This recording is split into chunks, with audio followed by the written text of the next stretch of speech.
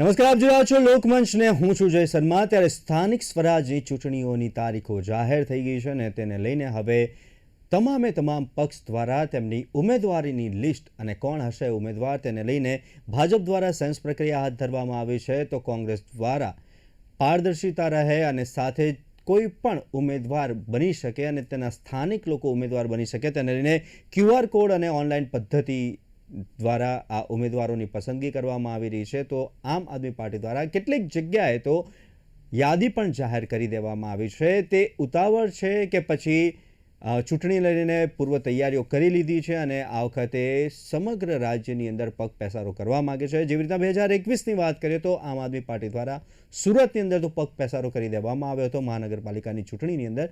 ત્યારે આ વખતે આમ આદમી પાર્ટી દ્વારા પહેલા જ આ ઉમેદવારોની યાદી આપી દેવામાં આવી છે। આમ આદમી, આમ પાર્ટી અને આમ લોકોથી ચાલતી પાર્ટી અને આ વખતે આમ ઉમેદવારો એટલે કે સ્થાનિક ઉમેદવારોને પ્રાધાન્ય આપવામાં આવ્યું છે।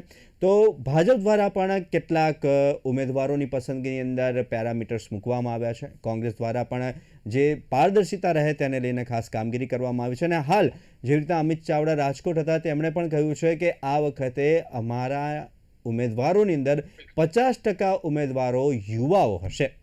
તો કેવી રહેશે આ સ્થાનિક સ્વરાજની ચૂંટણીને, કેવી છે તૈયારીઓ, કેવી છે સમીક્ષા, તે વિશે કરીશું ચર્ચા। અને આ ચર્ચા કરવા માટે આપણી સાથે ગેસ્ટ પેનલમાં જોડાઈ ગયા છે નિલેશ સોલંકી, નેતા ભાજપ, રાજુલ દવે, રાજકીય વિશ્લેષક, અને અશોક પંજાબી, વાઇસ પ્રેસિડેન્ટ ગુજરાત પ્રદેશ કોંગ્રેસ। અશોકભાઈ, નિલેશભાઈ, રાજુલભાઈ, આપનું સ્વાગત છે લોકમંચમાં। નમસ્કાર રાજુલભાઈ, સ્થાનિક સ્વરાજની ચૂંટણીની તારીખોની જાહેરાત થતા તમામે તમામ પક્ષો અત્યારે તેમની ઉમેદવારીની પસંદગીમાં લાગી ગયા છે। સ્થાનિક સ્વરાજ એટલે કે સ્થાનિક પ્રશ્નો, સ્થાનિક લોકોની જેટલા બી પ્રશ્નો છે તેનું નિરાકરણ લાવવાનું છે, પરંતુ આ મુદ્દાઓ સ્થાનિક નહીં, કેટલીક વાર એ રાષ્ટ્રીય લેવલના મુદ્દાઓ પણ આ ચૂંટણી ઢંઢેરામાં જોવા મળતા હોય છે। અને ખાસ કરીને હાલ જે યુસીસી અને અશાંત ધારાને લઈને પણ ખૂબ ચર્ચાઓ થઈ હતી। તો પાછલી ચૂંટણીઓની સરખામણીએ આ વખતની ચૂંટણીઓમાં શું નવું જોવા મળશે અને ખાસ કરીને ગ્રામીણ વિસ્તારો કે જેની અંદર હંમેશા મતદારોનો ઝુકાવ કઈ તરફ જોવા મળી રહ્યો છે? 2026ની ચૂંટણીઓ, સ્થાનિક સ્વરાજની ચૂંટણીઓ આખા રાજ્યમાં જાહેર થઈ ગઈ। જે રીતે અપેક્ષા હતી એ જ રીતે વડાપ્રધાન ગુજરાતની મુલાકાતે આવ્યા અને એ પછી બીજે જ દિવસે 1લી તારીખે ગઈકાલે ચૂંટણીઓ જાહેર થઈ। એની સાથે જ આદર્શ આચાર સંહિતા પણ લાગુ પડી ગઈ છે। આ વખતની ચૂંટણી કંઈક નવીન એ અંશે જાય છે કે ત્રણેય રાજકીય પક્ષો ભાજપ, કોંગ્રેસ અને આપ એમ કહે છે કે અમે નવા ઉમેદવારોને ઊભા રાખશું, યુવા ચહેરાઓને અમે તક આપશું, એમ કહેવામાં આવે છે। ત્રણેય રાજકીય પક્ષો કહે છે। આજે જ કોંગ્રેસના પ્રદેશ પ્રમુખ રાજકોટમાં હતા, ભાજપના પ્રદેશ પ્રમુખ પણ 2 કે 3 દિવસ પહેલા રાજકોટ આવી ગયા અને એક જ વાત એમણે વડોદરામાં કરી હતી એ પણ રાજકોટમાં જ કરી કે કોઈએ ભલામણો કરવાની નથી, જે પક્ષના પાયાના કાર્યકરો હશે એમાંથી જ પસંદગી થશે। આવી ઘણી બધી સારી વાતો ત્રણેય રાજકીય પક્ષોના નેતાઓ કરી રહ્યા છે અને અત્યારે એ રીતે ત્રણેય રાજકીય પક્ષો આગળ વધે છે। કોંગ્રેસે તો આજે અમિત ચાવડાએ એમ પણ કહ્યું રાજકોટમાં કે અમારા ઉમેદવારો ઘણા બધા નક્કી થઈ ગયા છે અને અમે અનુકૂળતાએ જાહેર કરશો। ભાજપે 9મી તારીખે સાગમટે એક સાથે જ ઉમેદવારી પત્રો ભરવામાં આવશે એવી જાહેરાત કરી છે। મેં સોશિયલ મીડિયા ઉપર આજે હમણાં થોડી વાર પહેલા જ વાંચ્યું। આમ આદમી પાર્ટી પણ પોતાની રીતે આગળ વધી રહી છે, પણ હવે આમ આદમી પાર્ટીમાં જ કંઈક ઉપલા લેવલે કંઈક મુશ્કેલી હોય છે તો આજે અત્યારેથી રાઘવ ચઢ્ઢાને રાજ્યસભાના ઉપનેતા પદેથી દૂર કરવામાં આવ્યા છે। જે હોય તે, પણ અત્યારે આ ત્રણેય રાજકીય પક્ષો મચી પડ્યા છે અને માત્ર 9 કે 10 દિવસનો જ પ્રચારનો સમયગાળો રહે છે। એમાં આપણે ખાસ કરીને ભાજપ, કારણ કે એ સત્તાધારી પક્ષ છે એટલે બધી જ નીતિ રીતિઓ અપનાવશે અને વિપક્ષના ઉમેદવારો એની સામે કેટલી ટક્કર ઝીલી શકે છે એના ઉપર આ આખી સ્થાનિક સ્વરાજની ચૂંટણીનો ઘણો મોટો આધાર રહેશે। રાજુભાઈ, ખાસ કરીને ગ્રામીણ વિસ્તારોની વાત કરીએ તો હંમેશા આપણે જોયું છે કે ગ્રામીણ વિસ્તારોની અંદર ક્યાંક ને ક્યાંક કોંગ્રેસનો દબદબો જોવા મળે છે, પરંતુ આ વખતે કેવો રહેશે ઝુકાવ સ્થાનિક સ્વરાજની ચૂંટણીમાં ગ્રામીણ વિસ્તારોનો?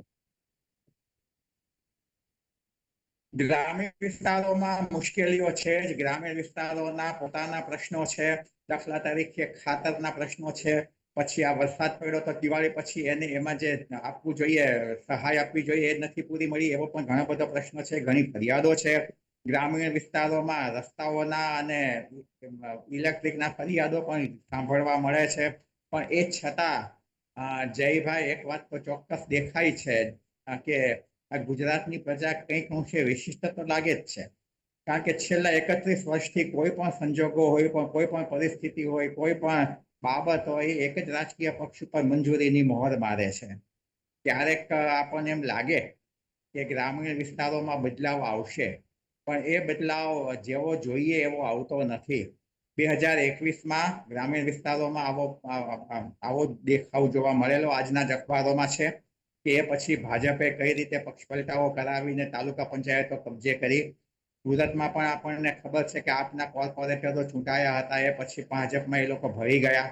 આવું બધું ઘણું આપણને જોવા મળે છે ચૂંટણી પછી અને ચૂંટણી પહેલા પણ. એટલે જ મેં કહ્યું એમ કે વિપક્ષી ઉમેદવારો કઈ રીતે ઝીંક ઝીલી શકે છે એના ઉપર ઘણો બધો આધાર છે. ગ્રામીણ વિસ્તારોના પોતાના પ્રશ્નો છે અને કોંગ્રેસ અને આમ આદમી પાર્ટીએ ત્યાં પગપેસારો પણ કર્યો છે. પણ એ છતાં મેં કહ્યું એમ ગુજરાતની પ્રજા કંઈક અંશે વિશિષ્ટ મને દેખાય છે. છેલ્લા 31 વર્ષથી એક જ રાજકીય પક્ષ ઉપર એ મંજૂરીની મહોર મારે છે. એટલે આપણે જોઈએ હવે કે ગ્રામીણ પ્રજા આ વખતે પોતાનો મૂડ બદલાવે છે કે પછી જે રીતે પરંપરાગત રીતે જે મતદાન કરી આવે છે એ રીતે જ આગળ વધે છે. નિલેશભાઈ, પક્ષ ભારતીય જનતા પાર્ટી કે છે એનો દબદબો છે. ત્યાં રાજુલભાઈએ પણ કહ્યું કે 31 વર્ષથી તેમણે તેમનો દબદબો યથાવત રાખ્યો છે અને પક્ષ દ્વારા આ વખતે ઉમેદવારો જે નક્કી કરવાની છે તેની પ્રક્રિયાને લઈને ખાસ નો રિપીટ થિયરી પણ જોવા મળી શકે છે અને જૂના અને પ્રસ્થાપિત નેતાઓને સ્થાનના બદલે હવે નવા ચહેરાઓ લાવીને એન્ટી ઇન્કમ્બન્સી ખાળવાનો પ્રયાસ કરવામાં આવી રહ્યો છે કે શું? જયભાઈ, ખૂબ જ નમસ્કાર આપના દર્શક મિત્રોને. અને ખૂબ જ સારો પ્રશ્ન છે કે સ્થાનિક સ્વરાજ એટલે અમારા ગામ, શહેર અને વોર્ડ નું અમારું જે લોકલ જે શાસન કહી શકાય, જે લોકલ કહી શકાય કે સ્થાનિક સરકાર, કેન્દ્ર સરકાર અને રાજ્ય સરકાર, એમ ટ્રિપલ એન્જિનની સરકાર આ ચાલી રહી છે ગુજરાતમાં. અને જે રીતે 30 વર્ષનું શાસન જે થયેલું છે એ ખૂબ જ નોંધનીય છે કે નરેન્દ્રભાઈ મુખ્યમંત્રી ગુજરાતના હતા અને આજે મુખ્યમંત્રી ભૂપેન્દ્રભાઈ પટેલ છે. એ જ રીતે જે એમને શરૂઆત જે ગુજરાતમાં પાણીના વલખા મારવા પડતા હતા, પાણીની જે ટ્રેનો દોડાવી પડતી હતી રાજકોટ ખાતે, આજે પાણી સાચવવા માટેની યોજનાઓ લાવે છે. આજે 24/7 365 બારે માસ ભારતીય જનતા પાર્ટીનો કાર્યકર્તા લોકો વચ્ચે રહે છે જયભાઈ. એટલા માટે ઇલેક્શન માટે ભારતીય જનતા પાર્ટીના કાર્યકર્તાઓ તૈયાર જ હોય છે. પરંપરાની રૂપે જે અમારા ઉમેદવારો શોધવાના આવે તો જે રાજકીય, જે સામાજિક, જે નરેન્દ્રભાઈના જે વિચારોને લઈને જે ચાલતા હોય, જે રાજકીય રીતે એને એક્સેપ્ટ કરતા હોય, એ લોકોને આ અમારી જે નિરીક્ષકો છે મંડળો સુધી જતા હોય અને એ લોકો એમને બાયોડેટાને એમને એ એક્સેપ્ટ કરતા હોય અને પછી જિલ્લો છે, જિલ્લા છે, મહાનગરો છે, પ્રદેશ સુધી એમના બાયોડેટા આવતા હોય. ને અમારા ત્યાં એક પરંપરાગત રીતે કે ભાઈ પાર્લામેન્ટરી બોર્ડ છે તો એ પાર્લામેન્ટરી બોર્ડ ગઠન કરે છે કે કોને ટિકિટ આપી, શીર્ષ નેતૃત્વ નક્કી કરે છે અને ઘણું મહામંથન થાય છે. કોંગ્રેસ જેમ અત્યારે ધૂંધળું જે દેખાઈ આવે છે એ સ્પષ્ટ જ છે કે કોંગ્રેસના રાજમાં પહેલા પણ ભૂખમરો હતો, રાયોટિંગ હતું, હલ્લાબોલ હતું, લોકો વેપારીઓ ત્રસ્ત હતા, નોકરી કોઈ જઈ નતા શકતા, એક સ્ટેબિલિટી નથી ગુજરાતમાં. આજે તમે જુઓ કે ખૂબ જ સારું એવું વાતાવરણ છે કે ઇન્વેસ્ટરો બહારથી આવે છે. આજે થોડા જ સમય પહેલા નરેન્દ્રભાઈ આવ્યા 20,000 કરોડની ગુજરાતની જનતાને સોગાત આપી, જેમાં નળ આવી જાય છે, રેલવે આવી જાય છે, રસ્તા આવી જાય છે. એક સમય 38,000 કરોડનું બજેટ હતું જયભાઈ, તો આજે 20,000 કરોડનું એક દિવસમાં નરેન્દ્રભાઈ આપણા આટલું કેન્દ્ર અને રાજ્ય સરકાર એક જ પાર્ટીની હોય તો ખૂબ જ સારું એવું સહભાગી મળે છે. અને એ વસ્તુ યાદ છે કે જ્યારે કેન્દ્રમાં યુપીએ સરકાર હતી અને ગુજરાતમાં ભારતીય જનતા પાર્ટીની સરકાર હતી ત્યારે 10-10 વર્ષ વહી ગયા અને સરદાર સરોવરના ઉપવાસ કરવા પડ્યા હતા મુખ્યમંત્રી સાહેબ. તો એ પણ દિવસો ભૂલવાના. આ કોંગ્રેસને હજી પણ જાકારો મળી રહ્યો છે. આજે 50,000 બૂથ ઉપર ભારતીય જનતા પાર્ટીના 1,25,000 થી પણ વધારે એના કાર્યકર્તાઓ અવેલેબલ હોય છે. રોજ સવારે રાઉન્ડ થશે, જનસંપર્ક કાર્યાલય થશે, જનસંપર્ક ઘરે ઘરે જઈને જે કોર્પોરેટરોએ જે ભૂતકાળમાં કામ કરેલા છે એ રિપોર્ટ કાર્ડ લઈને જવા વાળી આ પહેલી પાર્ટી છે. કોંગ્રેસના તો બુથ લેવલના એના બુથ પ્રમુખોનું પણ ઠેકાણું નહીં હોય. એટલે જી નિલેશભાઈ, કહી શકાય છે કે ભારતીય જનતા પાર્ટી ખૂબ જ, હું મને ફરીથી 28 તારીખે આમંત્રિત કરજો. બધા જ ઈવીએમ માંથી કમળો નીકળવાના છે, કારણ કે આ લોકોનો વિશ્વાસ છે, નરેન્દ્રભાઈ ઉપર વિશ્વાસ મૂક્યો છે, ભૂપેન્દ્રભાઈ પર વિશ્વાસ મૂક્યો છે, અને એટલા જ ગુજરાતની જનતા આ જાણી ગઈ કે ભાઈ કોંગ્રેસને હટાવો, દેશ બચાવો, કોંગ્રેસને દૂર કરો, ગુજરાત બચાવો. એટલા જ માટે ભારતીય જનતા પાર્ટીના કાર્યકર્તાઓ આજે સૌથી મોટી પાર્ટી છે, 1.25 કરોડથી પણ વધારે એના કાર્યકર્તા છે, દેશમાં 100 કરોડથી વધારે કાર્યકર્તા છે. તો જયભાઈ આ ખૂબ જ આ વિકાસશીલ પાર્ટી છે, અને અમે કોઈની જોડે કોમ્પિટિશન નથી કરતા. કોંગ્રેસ મને અત્યારે કેમેરા સ્ક્રીન પર દેખાતી નથી, તો એવું જ છે, એમનું ફ્યુચર પણ ધૂંધળું છે.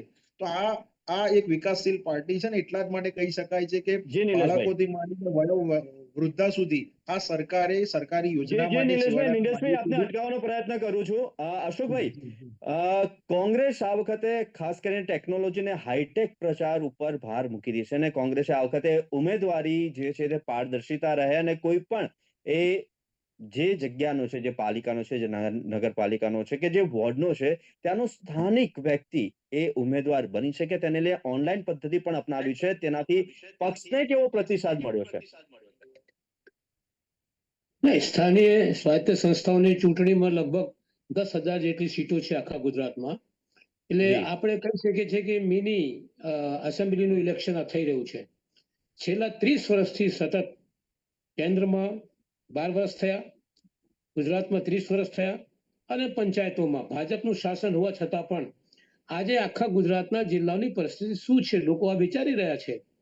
દાખલા તરીકે હજુ પણ તમે છોટાઉદેપુર અને મધ્ય ગુજરાતની જે પરિસ્થિતિ છે, છોટાઉદેપુરમાં તો 10-10 કિલોમીટર સુધી સડક જ નથી, અને લોકો જાય કઈ રીતે, શહેરમાં કઈ રીતે જાય ને દવાખાના કઈ રીતે જાય. આજે પણ પરિસ્થિતિ એવી છે કે ત્યાં ગામડાઓની હાલત જે છે બદથી બદતર થતી જાય છે.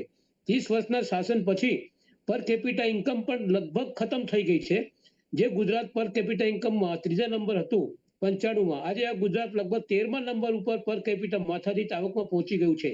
અમીર અમીર થતું જાય છે અને ગરીબ ગરીબ થતું જાય છે. પંચાયતોની સ્થિતિ આ છે. આપણે મ્યુનિસિપલ કોર્પોરેશનની પણ વાત કરું, અમદાવાદમાં ભયંકર ભ્રષ્ટાચારમાં ડૂબેલી છે ભારતીય જનતા પાર્ટી. ભયંકર ભ્રષ્ટાચાર. આટલું ભ્રષ્ટાચાર તો કદાચ ગુજરાત બહાર કદાચ બીજે પ્રાંતોમાં ન હોય. આ ગુજરાત જ્યાં મોદી સાહેબ અને અમિત શાહ આવે છે, ખાતા ખાઈશ નહીં, ખાવા દઈશ નહીં, બધા મન મૂકીને ખાઈ રહ્યા છે જેની પાસે સત્તા છે. પોલીસ સ્ટેશન હોય કે પછી તમે સરકારના કોઈ પણ ખાતામાં જાઓ, તમે તાલુકાની અંદર જાઓ, તહેસીલદાર પાસે જાઓ, પટવારી પાસે જાઓ, વગર પૈસે કામ થતું નથી. એક વાર તો પોતે મુખ્યમંત્રી સ્વીકાર કર્યું હતું કે ભ્રષ્ટાચાર વધી ગયું છે, પહેલા કરતા વધુ છે. હું એમ નથી કહેતો કે કોંગ્રેસના શાસન ભ્રષ્ટાચાર નહોતું, પણ કોંગ્રેસ 30 વર્ષ પહેલા, 30 વર્ષમાં તો આખી દુનિયા બદલાઈ જાય છે. 30 વર્ષ પહેલા કોંગ્રેસનું શાસન હતું, પણ આજે જે પરિસ્થિતિ છે કે કોઈ પણ કામ ભ્રષ્ટાચાર વગર તમે કરી બતાવો તો હું તમને માની જાઉં. તો ભારતીય જનતા પાર્ટી એટલે ટોટલી ભ્રષ્ટાચારી પાર્ટી બની ગઈ છે. લોકોનો કામ થતા નથી, અને એટલું જ નહીં, જે પણ ઉપરથી પૈસા મળે છે ગુજરાતને, એનો પણ પૂરો ખર્ચો આ સરકાર કરી શકતી નથી. કેગની રિપોર્ટ પ્રમાણે 400 કરોડથી વધુ રૂપિયા જે જનતા માટે વાપરવા જોઈતા હતા, એ પણ ગુજરાત સરકાર વાપરી શકી નથી. એટલે આ જિલ્લા પંચાયતની ચૂંટણીમાં મોટો પ્રશ્ન આ છે, અને કોંગ્રેસે આ ચૂંટણીની અંદર આ નક્કી કર્યું છે કે 50% સીટો, ઓછામાં ઓછી 50% સીટો 50 વર્ષથી ઓછી ઉંમરના નવયુવાનોને આ વખતે સીટ આપવાનું તય કર્યું છે ગુજરાત પ્રદેશ કોંગ્રેસ સમિતિની હાઈકમાન્ડે. અને આ તમામ સંજોગોની અંદર કોંગ્રેસ સંપૂર્ણ રીતે તૈયાર છે ચૂંટણી માટે, અને આ ચૂંટણીમાં કોંગ્રેસ બહુ સારો દેખાવ કરશે એવી આશા સાથે બધા કૂદી રહ્યા છે. પંચમહાલમાં હું 1-2 દિવસ પછી પરમ દિવસે પંચમહાલ ડિસ્ટ્રિક્ટ કારોબારીની વ્રત કમિટીની મીટિંગ છે, એમાં તમામ ફાઇનલ થઈ જવાના છે કે કોણ કોણ ઉમેદવાર હશે. એટલે તાલુકાથી માંડીને જિલ્લા સ્તર સુધી કોંગ્રેસ સક્રિય છે અને આ ચૂંટણીમાં જોરદાર ટક્કર આપશે. જે ચોક્કસથી જે પ્રમાણે કોંગ્રેસનો હાલ દેખાવ જોવા મળી રહ્યો છે, જે પ્રમાણે પ્રક્રિયાઓ હાથ ધરવામાં આવી રહી છે, અને અમિત ચાવડા દ્વારા જે જગ્યાએ સભાઓ કરવામાં આવી છે, બેઠકો કરવામાં આવી છે, તે જોતા એક સમય જે કોંગ્રેસને કહી રહ્યા હતા કે કોંગ્રેસ ક્યારે ઊભી થશે, પરંતુ આ વખતે ઊભી થાય તેવા ચોક્કસ દ્રશ્યો જોવા મળી રહ્યા છે. અશોકભાઈ, રાજુલભાઈ, હવે ત્રિપાંખીયો જંગ જામશે, કારણ કે 2021ની ચૂંટણીનો કોન્ફિડન્સ લઈને આપ આગળ વધી રહ્યું છે. તો આમ આદમી પાર્ટી ના આવવાથી, ખાસ કરીને પ્રાદેશિક પક્ષોની હાજરીથી ભાજપ કે કોંગ્રેસ, કોના વોટમાં વધુ ગાબડું પડી શકે છે? આમ આદમી પાર્ટી ગુજરાતમાં 2021 થી એને પગ પેસારો કર્યો છે અને અત્યારે ગુજરાત વિધાનસભામાં પણ એના 4 કે 5 વિધાનસભ્યો છે. કદાચ એક ધારાસભ્ય રાજીનામું આપ્યું છે. પણ આ રીતે જોઈએ તો આમ આદમી પાર્ટી પોકેટ વાઇઝ બંને પક્ષોના મતમાં ગાબડું તો પાડશે જ, ચોખ્ખું દેખાય છે. અને હવે કેટલી બેઠકો આમ આદમી પાર્ટી લઈ જઈ શકે છે પોતાના જોર ઉપર, એ પણ પ્રશ્ન એટલા માટે છે કે આમ આદમી પાર્ટીનું જે આખું સંગઠન છે, 7-8 નેતાઓ જે છે એની આજુબાજુ જ પથરાયેલું છે રાજ્યમાં. અને એટલે જ એના જે સેન્ટ્રલ નેતાગીરી છે, પછી અરવિંદ માન હોય કે પંજાબના મુખ્યમંત્રી હોય, એને વારંવાર ગુજરાતમાં આવવું પડે છે. એટલે આમ આદમી પાર્ટી પર એક વાત ચોક્કસ છે કે આમ આદમી પાર્ટી એ બંને પક્ષોના નુકસાન તો કરી જ શકશે. કઈ રીતે નુકસાન કરશે, જે તે પરિસ્થિતિની, જે તે વિસ્તારની પરિસ્થિતિ પર આધાર રાખે છે. વાત રહી રિપોર્ટ કાર્ડની, આપણા ભાજપના મિત્રે કહ્યું એમ, તો રિપોર્ટ કાર્ડની વાત આવે તો ભાજપ એક વાત તો બહુ સ્પષ્ટ છે કે જિલ્લા પંચાયત હોય કે કોર્પોરેશનનો હોય, ભાજપના કોઈ ઉમેદવારો ચૂંટાયા પછી દેખાયા જ નથી. અમારા જ વોર્ડની હું વાત કરું છું. રાજકોટના અહીંયા 4 કોર્પોરેટરો છે, 2 બહેનો છે, 2 ભાઈઓ છે. 4માંથી એક પણ કોર્પોરેટરોને 2021 પછી અમે જોયા નથી. આ વાત બહુ સ્પષ્ટ છે. અને એ છતાં મેં કહ્યું એમ, પ્રજા ફરી એક વખત ભાજપ ઉપર, વિશિષ્ટ પ્રજા છે ગુજરાતની, એટલે ભાજપ ઉપર એ મત આપશે એવું આપણે માની લઈએ. પણ અત્યારે તો દેખાય છે કે કોંગ્રેસ એને ટક્કર તો આપશે જ. અને લોકશાહીમાં જરૂરી છે, મજબૂત વિપક્ષ બહુ જ જરૂરી છે, અને તો જ લોકશાહી ટકી શકે. એ રીતે કોંગ્રેસ જે રીતે આગળ વધી રહી છે ટક્કર આપવા માટે, એ આપણે એક લોકશાહીની દ્રષ્ટિએ એક પોઝિટિવ બાબત હું તો ચોક્કસ એને ગણું છું. પછી પરિણામ જે આવવાનું હોય તે આવે. નિલેશભાઈ, શું કહેશો? રાજકોટની અંદર 4 કોર્પોરેટરો અને ગયા વર્ષથી અત્યાર સુધીમાં જોવા જ નથી મળ્યા. જયભાઈ, જે પાર્ટીને QR કોડ લઈને ઉમેદવાર શોધવા પડે, હવે એ પાર્ટી મેદાનમાં કઈ રીતે હોય? અને હું આપને કહું છું કે ગુજરાતમાં વિપક્ષને સિમ્બોલ આપ્યું નથી, 10% સીટો જીતી નથી શકી. તો હવે કઈ રીતનો એક નિલેશભાઈ, જી એ તો આપણે વાત કરીશું, પરંતુ રાજુલભાઈએ જે કહ્યું કે આ મોદી મેજિક છે કે પછી માત્ર બીજેપી એટલે વડાપ્રધાન નરેન્દ્ર મોદી ને વડાપ્રધાન નરેન્દ્ર મોદી એટલે બીજેપી? કારણ કે રાજુલભાઈએ કહ્યું છે કે 4 કોર્પોરેટર છે, 2 મહિલાઓ અને 2 પુરુષ, પણ આ ગયા વખતની ચૂંટણીને આ વખતની ચૂંટણીમાં ક્યારેય જોવા નથી મળ્યા. નિલેશભાઈ, તમે એમ કહો છો કે બુથની પ્રક્રિયા થાય છે, કોર્પોરેટર લોકોની વચ્ચે જાય છે, સ્થાનિક લોકોના પ્રશ્નો હલ કરે છે, શું કહેશો? અમારા મિત્ર જે વડીલ જે પેનલમાં એમને શરૂઆતથી જ ભારતીય જનતા પાર્ટીની ટીકા સરકારની કરી. ઠીક છે, મને ખ્યાલ નથી, એનો સંજ્ઞાન મારે લેવો પડશે કે કયા વોર્ડમાં શું છે. પણ હું કહી રહ્યો છું કે રાજકોટ હોય, મહાનગરપાલિકા, અમદાવાદ હોય, સુરત હોય કે બરોડા હોય, બધી જ જગ્યાએ કેમ કમળ એ થાય છે? તો કોઈને કામ નથી કર્યા તો 100% એ ધ્યાનમાં લેવાશે. અને અમારી પાર્ટી એક કહી શકાય છે કે પરંપરા ફોર્મેટથી કામ કરે છે, કે જે કર્મસ્થ કાર્યકર્તા એ લોકોની વચ્ચે 12 માસ રહ્યા હોય. કોરોના કાળમાં પણ તમે જોયું. નિલેશભાઈ, રાજુલભાઈને સાંભળો. જી રાજુલભાઈ. નિલેશભાઈ, પરિસ્થિતિ જે છે એ મેં બતાવી છે. જી નિલેશભાઈ, બોલો, હવે શું કહેશો? જે એક સામાન્ય નાગરિક તરીકે જે પરિસ્થિતિનો સામનો કરવો પડે છે એ હું કહું છું. હું સરકારની ટીકા નથી કરતો. હું તમારી વાતથી સહેમત પણ નથી અને સમર્થન નથી આપતો, કારણ કે મને ખ્યાલ નથી તમારા વોર્ડમાં કયા કોર્પોરેટર છે અને શું છે. પણ આપણે સમગ્ર 10,000 સમયમાં નથી બોલ્યું. ઓવરલેપિંગ પછી હું એમને નહીં બોલવા દઉં. 10,000 સીટોમાં પર 10,000 સીટો છે, જે એમાં ભારતીય જનતા પાર્ટીનું કમળ ખીલે છે. કોઈ જગ્યાએ ત્રુટી રહેતી હશે, હું એક્સેપ્ટ કરું છું કે કોઈ જગ્યાએ કોઈ કામ નહીં કરતું હોય, પણ એની પાર્ટી ધ્યાન રાખે છે અને ફરીથી એને એના કામ પ્રમાણે એને એ શિક્ષાત્મક મારી ત્યાં શિસ્ત સમિતિ છે જે કામ કરે છે એને જ અમારા ઉમેદવાર આપીએ છીએ અને અમારા ત્યાં માત્ર કમળને ધ્યાનમાં રાખીને ઉમેદવાર પસંદ કરવામાં આવે છે, ના કે ઉમેદવાર પસંદ કરીએ છીએ અને હા, એને નિલેશભાઈ સમયનો અભાવ છે, મારે અશોકભાઈને પણ સાંભળવા છે. અશોકભાઈ, જેવી રીતના રાજુલભાઈએ પણ કહ્યું અને આપણે જોઈએ છે ઘણા બધા સમયથી કે કોંગ્રેસ દ્વારા ઘણી બધી વાર પ્રચાર કરવામાં આવે છે, સાથે દેખાવો કરવામાં આવે છે, પરંતુ કોંગ્રેસને ક્યાંક ડામી દેવામાં આવે છે. ત્યારે આ વખતે કોંગ્રેસ ચોક્કસપણે કહી શકાય કે આ વખતે આક્રમક મોડમાં છે. શું પરિણામની અસર પડશે? ના, કોંગ્રેસ આક્રમક મૂડમાં છે અને કોંગ્રેસે ભારતીય જનતા પાર્ટીની તદ્દન નિષ્ફળ શાસન પ્રથા સામે અને ખાસ કરીને ભ્રષ્ટાચારમાં ડૂબેલા ભાજપના એક આગેવાનના વ્યક્તિગત જે ભ્રષ્ટાચાર કર્યો છે એ બાબતમાં પણ ઘણી જગ્યાઓ પર કોંગ્રેસના કાર્યકર્તાઓ લોકો વચ્ચે જઈ રહ્યા છે અને બતાવી રહ્યા છે કે મોદી સાહેબના નામથી વોટમાં તમે ચૂંટાઈને આવો છો, પણ હકીકતમાં સત્તામાં આવ્યા પછી ક્યાંક મોદી સાહેબ હતા નથી, ક્યાંક અમિત શાહ સાહેબ હોતા નથી, માત્ર ને માત્ર ભ્રષ્ટાચારનું સામ્રાજ્ય હોય છે. આ વસ્તુ લોકો હવે સમજી રહ્યા છે. હું તમને ફરીથી કહેવા વાત માંગુ છું કે આ જિલ્લા પંચાયતની ચૂંટણીમાં ભયંકર માર પડશે ભારતીય જનતા પાર્ટીમાં. આ બહુ ઓવર કોન્ફિડન્સની અંદર પડ્યા છે, પણ લોકો આ વખતે પરિવર્તન કરવાના છે, બદલાવ આવવાનું છે. આમ આદમી પાર્ટી કેટલું કરશે કહી શકાય નહીં. આમ આદમી પાર્ટી કોશિશ કરી રહી છે, પણ ગુજરાતની અંદર હંમેશા એક તાસીર રહી છે કે 2 થી વધુ ત્રીજા પક્ષને ગુજરાતની પ્રજા વધારે મહત્વ આપતી નથી. શું થશે ભવિષ્ય બતાવશે, પણ કોંગ્રેસ અને ભાજપની સીધી ટક્કરમાં કોંગ્રેસ જે છે એ મજબૂતીથી ટક્કર આપીને આ વખતે આખો તખ્તો ઉલટો કરી નાખશે એવા સંજોગો છે. જેના રાજુલભાઈએ પણ કહ્યું કે ક્યાંક કોર્પોરેટરો ચૂંટાઈ આવે છે, ત્યારબાદ કોઈ દેખાતું નથી, ઉમેદવારો દેખાતા જ નથી ઇલેક્શન બાદ.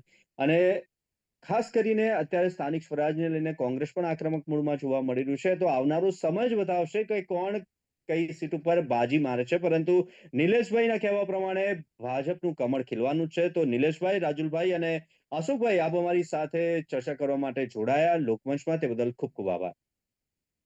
નમસ્કાર. તો આથી આજની ચર્ચા સ્થાનિક સ્વરાજની ચૂંટણીનું બ્યુગલ ફૂંકાઈ ગયું છે. પાર્ટીઓ તૈયાર છે અને સાથે જ સમીક્ષા કરવામાં આવી છે અને કેવી છે તૈયારીઓ તે વિશે મેળવ્યો થાક. આવતીકાલે નવા વિષય સાથે ફરી મળીશું અને કરીશું ચર્ચા લોકમંચમાં. હાલ મને આપશો રજા. નમસ્કાર.